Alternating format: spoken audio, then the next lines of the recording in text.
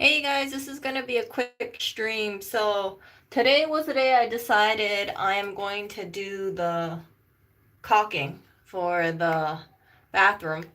And I had bought everything I thought I needed. I got this little tool to help scrape the stuff. And then it comes with these silicone pads of sort. Here, let me show you guys this stuff. So silicone trowel and scraper, and a bunch of stuff.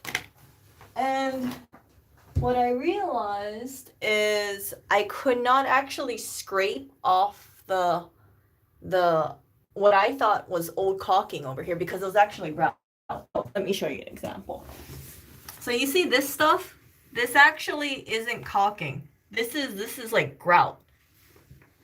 And there was missing chunks over here. You see that? So I cleaned it up best I could, but there was actually chunks that was loose. And that kind of tells you that there was really no maintenance done to this stuff. So my little scraper tool, absolutely useless because I wasn't scraping out caulking. So when I put this on, I tried to beat it at a 45-degree angle. I quickly realized that I was encountering difficulties since the tile is not flat.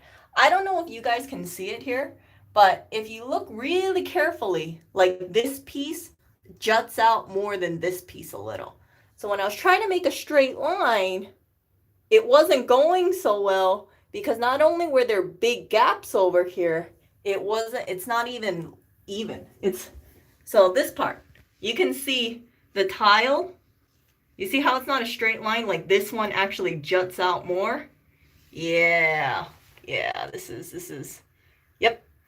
So all my tools that I had over here, I decided, screw it. I'm not going to fiddle-faddle with this stuff. I'm just going to have to use my finger. So I ended up grabbing using my finger and just smoothing it out myself and trying to layer it best I could to fill in the cracks. Because like I said, there was gaps. And whatever was excess, I ended up using a Q-tip and just trying to wipe it off. Now, as you can see, this job is not a premium job because I ended up having some problems over here. I realized that, hey, I got a little too ahead of myself. It started drying, and then when I tried to smooth it over, I had this little, look at that. Ugh. And I couldn't figure out how to do the corner since the corner is like this part is not a perfectly, 90-degree angle. So I kind of went like that. Yep. So this is another example. Like I said, it's not straight. It's drying right now, and I think in about 8 hours. They said in 30 minutes. Try not to put any water for 30 minutes, and 8 hours it should be fully cured. This line is so much thinner than this line, since this one had a lot of big cracks. This one was pretty much fine, so that's why you see this line is so much nicer. But it's hard for me to put the caulk in and try to smooth it over because the caulk will just fall into the gaps, and you can kind of see like where the gaps were. You see, it kind of filled it in a little. Yeah, not the greatest thing. And then also the unaesthetic part. Look at that. Yeah. So it's already drying. I think I'm just gonna finish the rest of it. It's imperfect, however, if I want to redo it, I could just scrape it off myself and try to redo it. This is my first attempt. Not the best job, but I tried my best. I finished 2/3 because I wanted to show you the original 1/3. Yeah, these are actually gaps here. Yeah, hold up. And they're actually pretty deep. Let me show you guys. See this? See? It goes right in. Yeah, that is an actual gap. That is an actual gap, and I've cleaned it multiple times, but yeah, this grout. This is grout. It seems like it went off after a while. And yeah, you can see there's this whole crack over here, which is not good because it can lead to water damage, right? That's why you want to put this caulking over here. Yeah, so I will have to see how it goes. Yeah, it's not bad. It's not perfect, but you know, when you're doing it yourself, I don't have high standards for this place. I really don't. Like, how can I have high standards? Like, look at that drain pipe right there. Look at that drain pipe. I might try to resurface this tub because seeing this like ickiness just drives me crazy. It really does. Like that is rust, and I don't know how old this pipe is, but this is a 100-year-old building, just so you have an idea. Yeah, and the pipes aren't great. And, yeah. So today is a big day over here. I'm doing the caulking, and I am also, listen to this. You see that shower head? I got my water pick shower head in. I know I can do it. All I have to do is unscrew it and then get my plumber's tape, re-screw it in. I hope I have a beautiful shower head, and tomorrow in the morning should be nicely done. Redo this caulking should be completely dry by then, and a nice shower head. And yeah. So small little changes, not perfect, but I rather have it imperfect and move forward and have it 100% perfect. I can't really beat myself up. I looked at it and I thought, Erica, it's not that great. But when I looked away from it, I thought, hey, you know what? For a person who didn't hire a professional and had to deal with all these gaps, it's passable. I could live with this, and I could easily say, you know what? That was my handiwork. Not the best handiwork. My first attempt. I take pride in this crappy job because I went through so many Q-tips, and you can kind of see my hands got a little epoxied and stuff.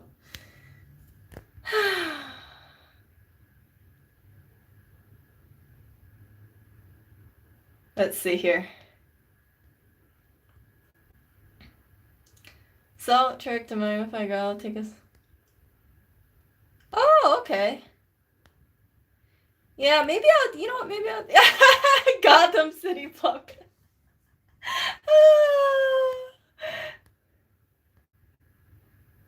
Leva, wipe off with your finger. Yeah, we don't have any gloves here, so you can kind of see I've just been doing it my way. I was like, frick it. If it gets stuck on my nails will grow out. I'm a very low maintenance person. And I figure I just need to get this. Oh my gosh, I can see it's falling over there. Grr, the hole is reappearing. It's filling up the hole. So maybe I'm gonna make another layer of this. I know, make another layer. It's gonna be thick and caulky, but hey, I'll get the job done. Yeah, so it's moving forward. And oh, also, I got Lewis's. Look at this. It is a shower mirror. And what you're supposed to do is you wet it in the shower when it's heated up, and then you put it back over here. So when he shaves, and he used to have to go to the bathroom mirror and shave, now he can just use this. So he can just shave over here instead of leaving the bathroom. And yeah, I like it a lot. I had to actually use one of my Velcro strips, my command strips, see, because the humidity here is so high. And it just fell down. So, yeah. But I'm going to fix that today because look at this.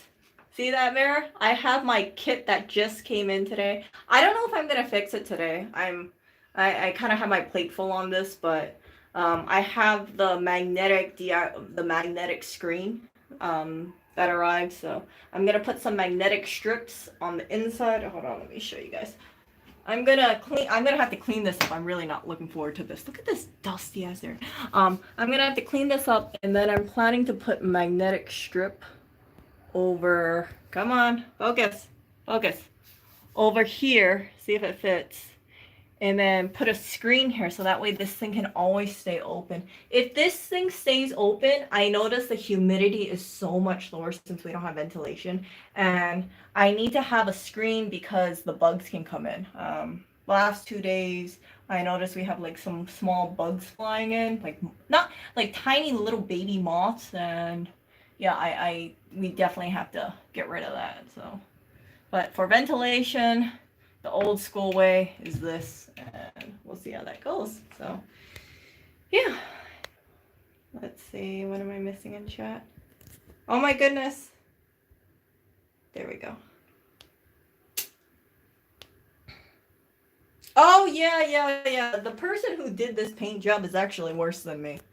Now look how beautifully thick that is. It kind of reminded me of my ex's mom. One of my exes, his mom, if she thought something was dirty, she would just paint over it. So she would have this nice thick layer of paint, and she would actually paint over drawer handles as well. Yeah, I'm very happy I don't have her in my life anymore because she drove me up the wall.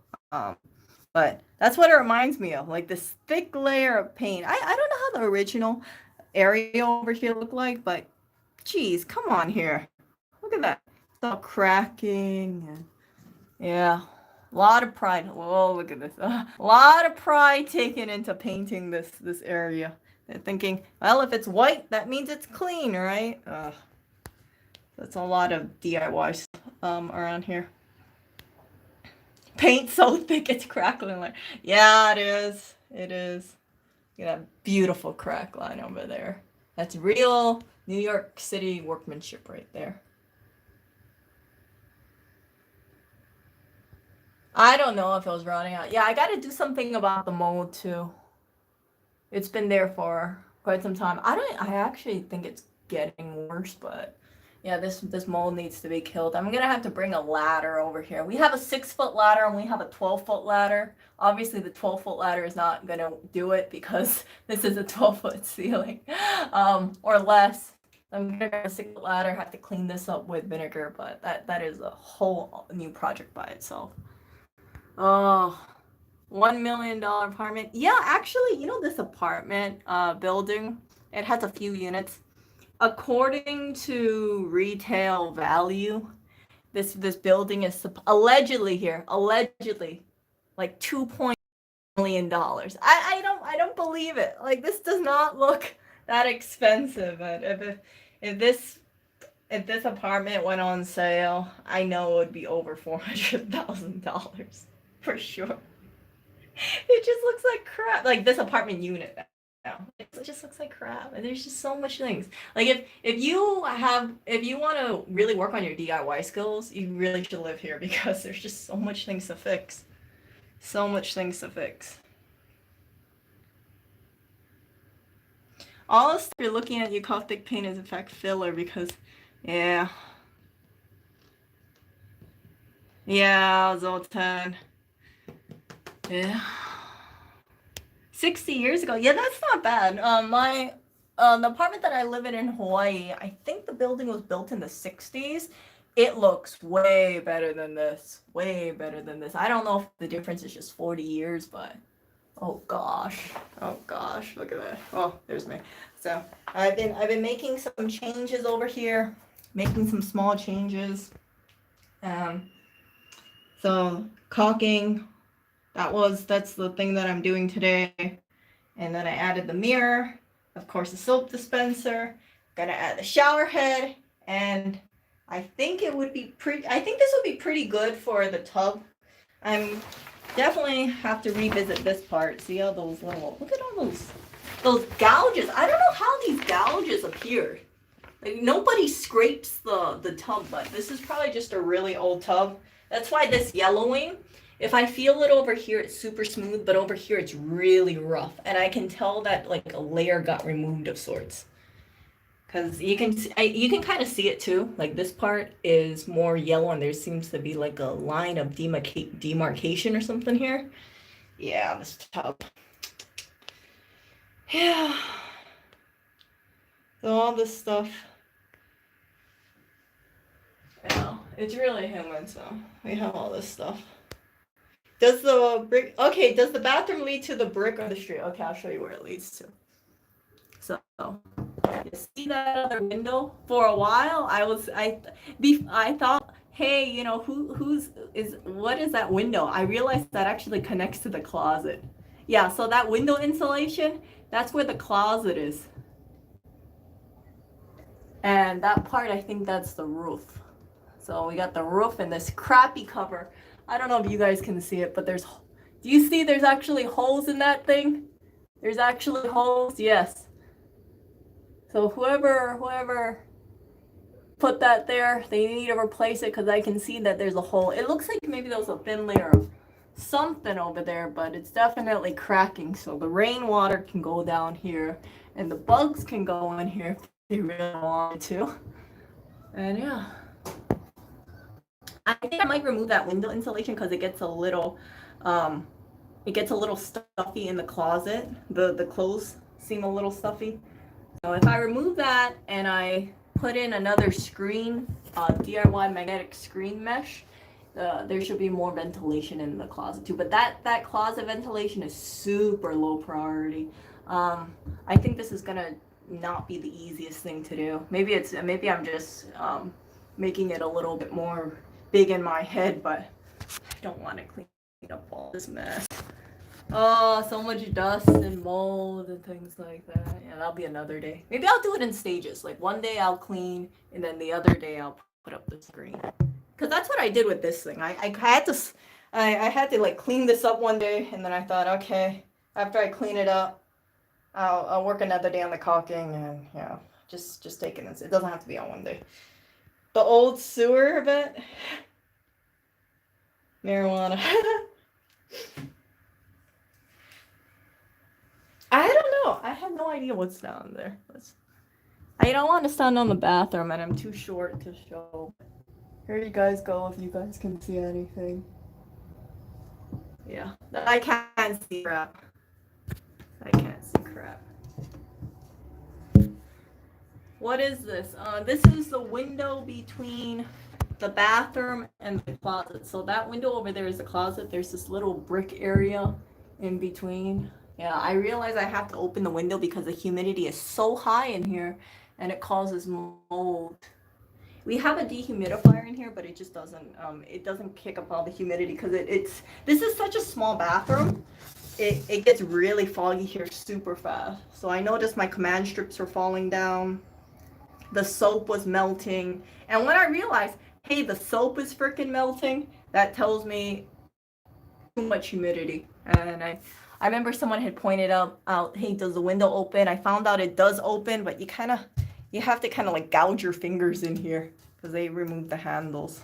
I want to put a handle in here. I really do, but because I plan to keep this open all the time now after I have the DIY screen. I mean, after I have the magnetic screen in here, there's really no reason for me to close it. Let's see. Hold up. Let me sit down. Crap.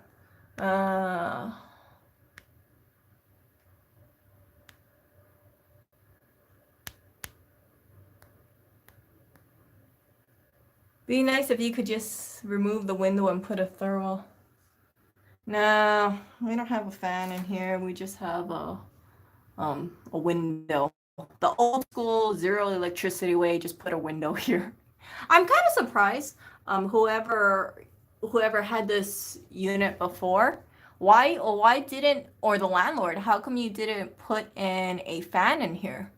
How come there wasn't a fan put in? How come there's no mesh screen over here? And I think the answer to that is really, why do you need to put in extra money to make it look nicer? Because someone's going to want to live here anyway. I mean, you don't need to put in money for people to want to rent in New York City. So just save as much cost as you can and say, it's your problem, you deal with it. And that's, if you remember, this place didn't have a lot of outlet covers. And that's what started my whole little repair around the house journey. I got zapped because there was no outlet cover on something. I pulled out my phone charger, my hand went behind the outlet, and I got zapped. And I thought, hell with this. I'm going to put on an outlet cover, and it turned into a slippery slope. It turned into a real slippery slope because after I figured out the outlet cover, then I did things like replacing the torn screen, and now I'm doing the bathroom. There's so much stuff around here.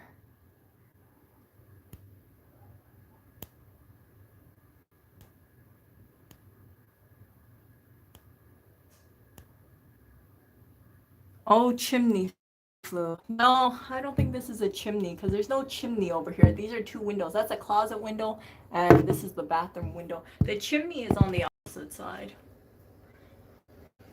So, I mean, you know, like the fireplaces over there? Yeah, it's on the opposite side of the apartment. I'm not saying, because this thing goes automatically straight up. But maybe I'm wrong, because I don't know how chimneys work. But it could be a chimney thing. I don't see anything connecting it though, but yeah. Hawaii doesn't really have chimneys because it's so hot. I don't know what this is, you guys. If it was a chimney chute, I'm surprised it's not lower. Because if it was lower, yeah, it's easier for someone who's under 5'4" to dump out their pot or something. I think it's ventilation. I honestly think it's ventilation. Yeah, it is a brick wall. It is a brick wall. So this is a brick wall, and then there is the top of the roof somewhere. Yeah. Look at this beautiful paint job. Yeah. So yeah, I got my hands full right now, and before I get ahead of myself, I'm gonna finish this part over here. I'm gonna take your tips and try to wet my finger when I do this side. I don't really want to do it on camera because I'm kind of moving around, but I will show you guys.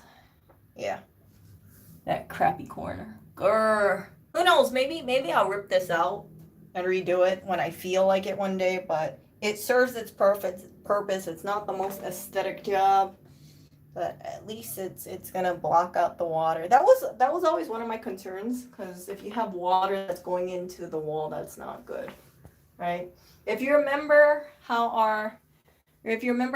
I told you guys about the lease, they say repairs, or they basically, I don't remember the exact verbiage of the lease, but it was written in a way it sounded like, if you want to do any repairs to the apartment building, if it's you can't paint things, but if something breaks inside of the apartment building, it sounded like it would be our responsibility. And the way I think landlords work is, if you ask your landlord to fix something, they'd be like, yeah, I'll fix it, but I'm going to raise your rent.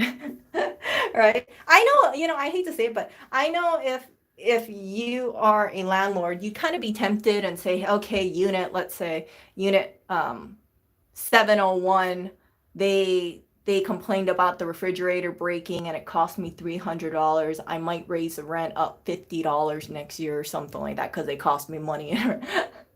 Yeah.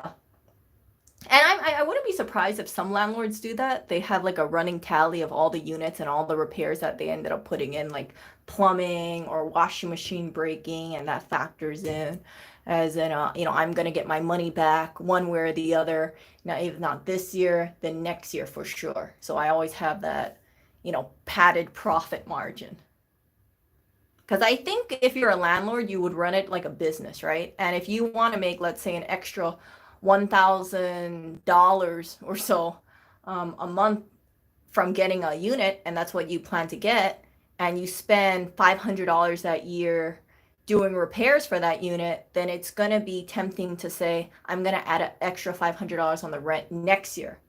So the tenant has to, the tenant pays for whatever repairs you did the previous year.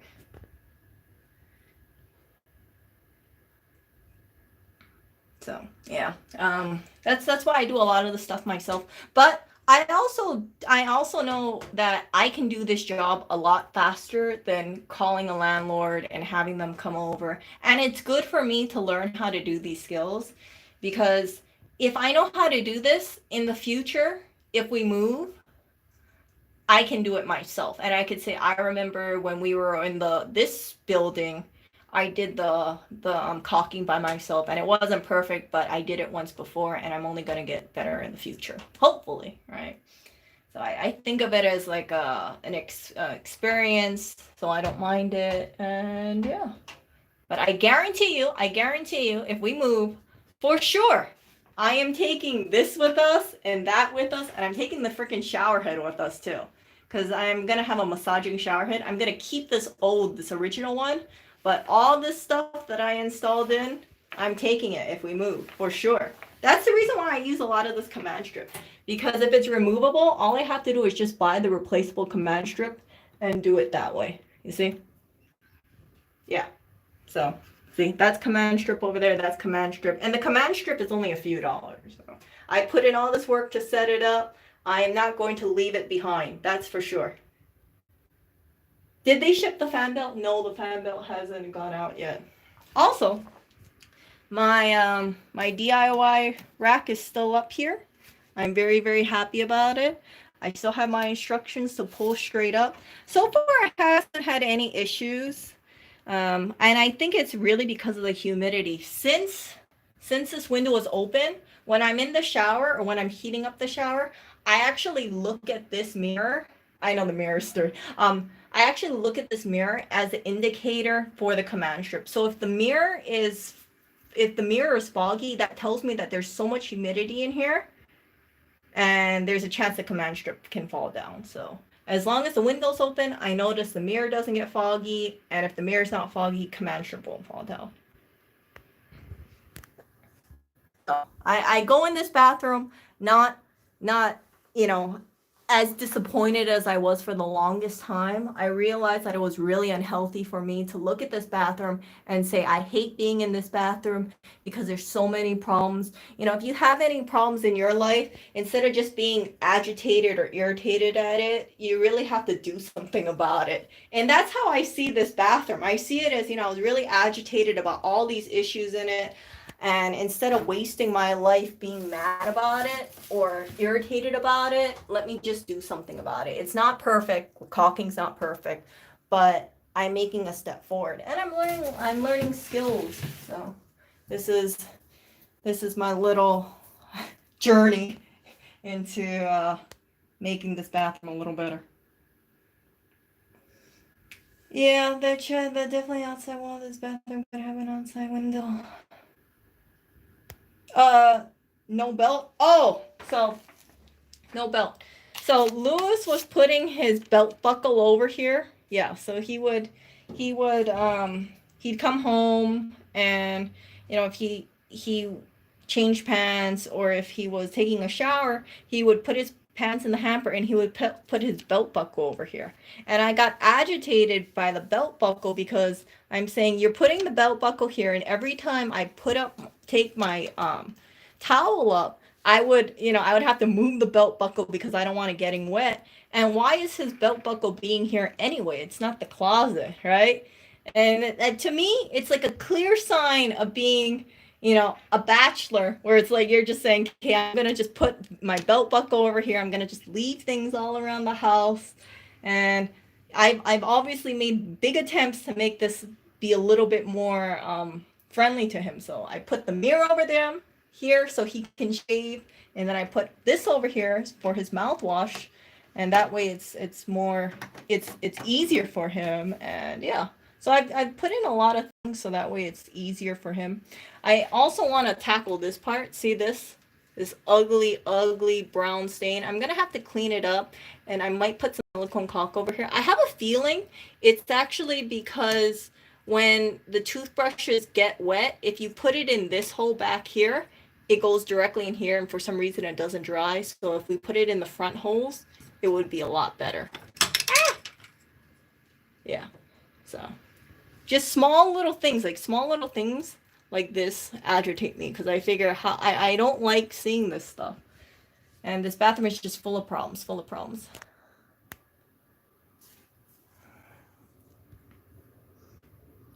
You're saying domestication. You know what? I'm making his life a lot easier. I think I make his life a lot easier. I try to streamline things so that way he doesn't worry about it. When he comes home, he doesn't have to worry about, buying groceries or making dinner, or I wash, I think, about 95% of the dishes by myself. Laundry I do by myself. I take care of the cats. I comb the cats. I feed the cats. Basically, when he walks through that door, he doesn't have to worry about anything. So it makes his life easier. And the having everything put in a certain area, it streamlines it, because he can get out of the door and not have to worry about where the mouthwash is. I also am in charge of. I feel like I'm the household manager, because if it gets too low, then I have to refill it. or I refill it because I know he doesn't he's not going to bother with knowing or refilling the conditioner, shampoo, and soap. And I, because this is open now, I can tell you, hey, you know, I can definitely refill this if I want to, or do it in the future. And the problem that we were having earlier is that when he was running out of soap, I didn't know this, he would just dilute the soap. And I don't use the soap he uses. So as a result of that, I had no idea he was just diluting soap over and over and over, because his go-to was just, hey, if the soap is low, just dilute it with water, and then he gets out of the shower and he forgets to refill, right? So that's one of the reasons why I have that beautiful soap sign over here. But yeah, I try to make it even easier for him, and I ended up getting this dispenser, so he doesn't have to worry about that stuff anymore. Get a new sink. Yeah, we would have to get a new sink for sure.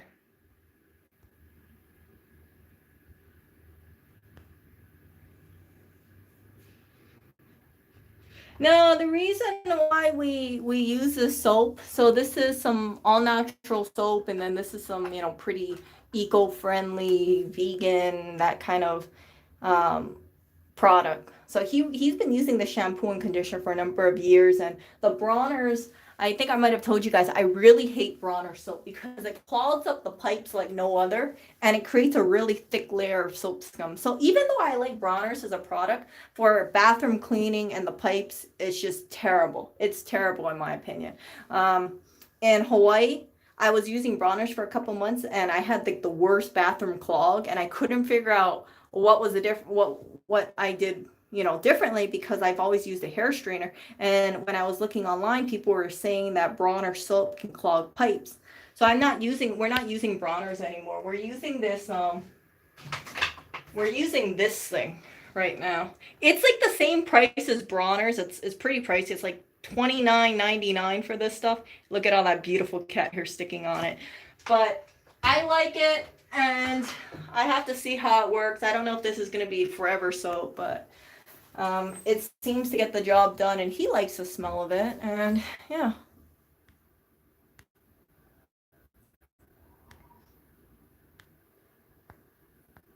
Yeah, all soaps are no, not all soaps are vegan. You have like cow milk soap or goat milk soap and things like that.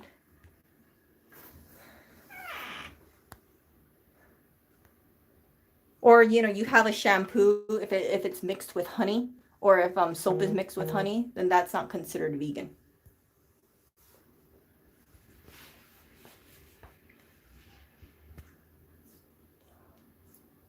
Yeah, traditional soap was made with lard.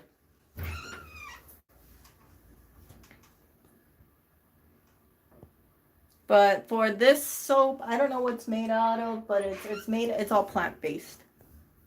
I had no personally for me, I had no problem using if a live soap or lard soap or you know, soaps of the past. I think if you're a meat eater, then well, you shouldn't be too squeamish about that, because that's what people were using for probably like hundreds of years or like many generations. But the soap we usually use around the house, we I have a goat milk soap over here. I like it, but it's a little drying, so I probably will change it. Right now we're using an olive oil based soap in the kitchen for washing dishes.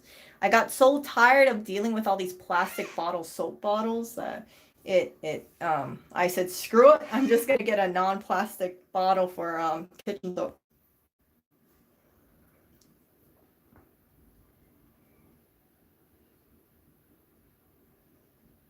Vegan, okay, vegan is like how would I say vegan is? Vegan is a diet. However, it's kind of like a lifestyle choice. Usually goes hand in hand. So if you are a vegan, you tend to you tend to be very eco-friendly and very mindful of the animals. So how would I describe it? Mindful of the animals. You don't want to do anything that you might see as being exploitative of animals. That's why some vegans, they don't eat honey, because they think that you are exploiting the bees who do produce honey naturally. I don't really understand the bee argument, to be very frank with you guys. I think if you're a responsible beekeeper, you're not going to take 100% of the honey. Bees play a crucial role in agriculture for pollinating, such as like oranges and fruit and flowers. Well, if they're pollinating, they're going to make honey anyway, so might as well buy the honey that the bees are producing because yeah, they're producing it anyway, and it helps the economy and support your local beekeeper. I try to buy local honey, or honey that seems like more mindful of the environment, but I still consume honey.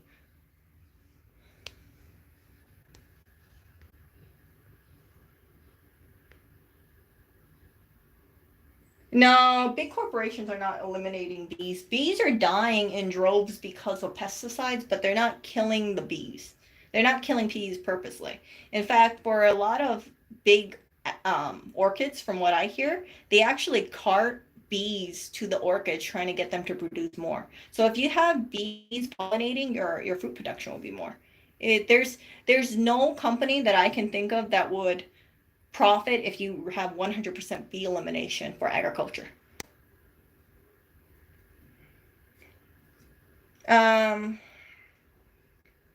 Vegan, vegetarian. Vegan is you don't consume any animal products. Typically, vegans and vegetarians you don't like buying animal based like leathers. Leather would be animal skin, as you know.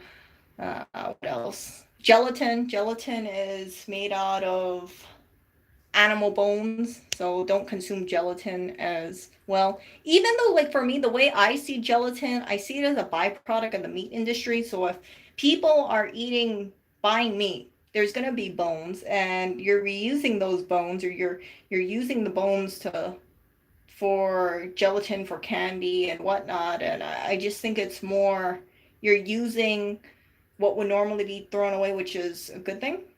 That's just me, but I think of it like people treat their body as a temple, and they don't want their body to be a graveyard that is marked by dead animals. So if you don't want to have and I've heard this term, animal graveyard within you, then you should not consume anything associated with a dead animal. And honey, well, that's bee exploitation. That's my understanding of it.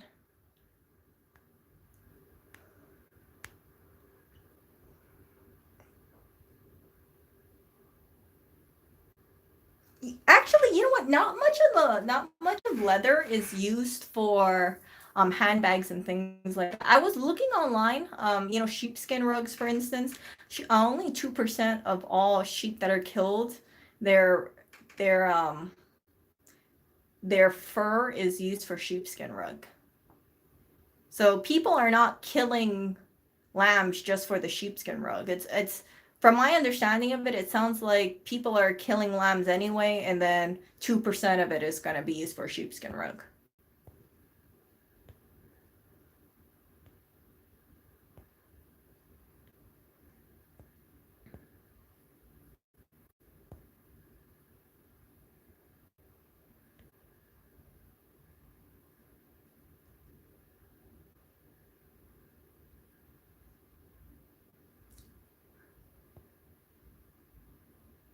Yeah, so that's why eggs can be given a pass because eggs are not from a living. I mean, eggs come from a chicken, right? But you're not killing the baby chick unless you're eating like bullet, BALOU2. That's like steaming or boiling an egg and a fertilized egg, like a duck or chicken embryo. I tried it. It's not bad, but it's not something I would go for again.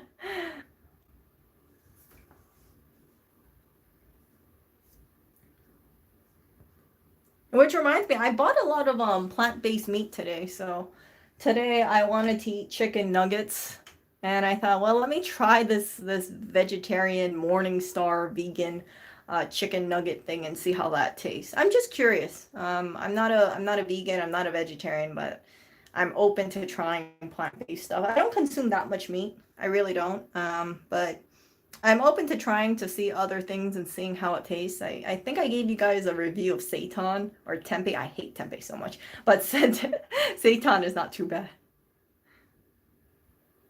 I know the caulking. Look at that caulking. Beautiful caulking. Yeah. I take a lot of pride in this crappy caulking. I got to do this one still. But anyway, I gotta cook dinner, so I will talk to you guys later. I just wanted to give you a little update, and maybe I'll make a little update after I do this thing, and then I install the shower head. But you guys take care, and see ya.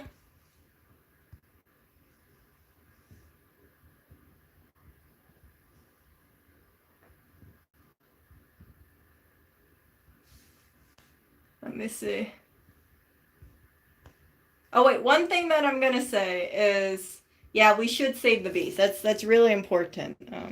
Just bees play such an important factor in the foods we eat that I don't like the idea that we're killing bees with spraying with pesticides. It sounds very idealistic of me, but I hope that people lessen the use of commercial fertilizers and try to find more bee friendly options so that way we don't kill them. I'm not I'm not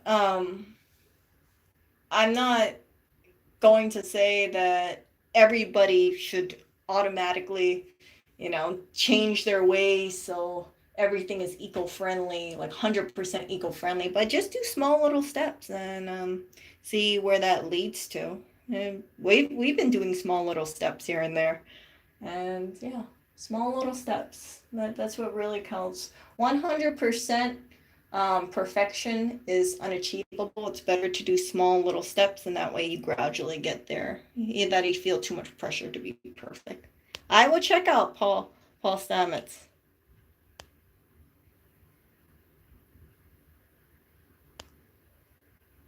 Paul Stamets. I will check that out. You guys check it too. You should all read about bees. See ya.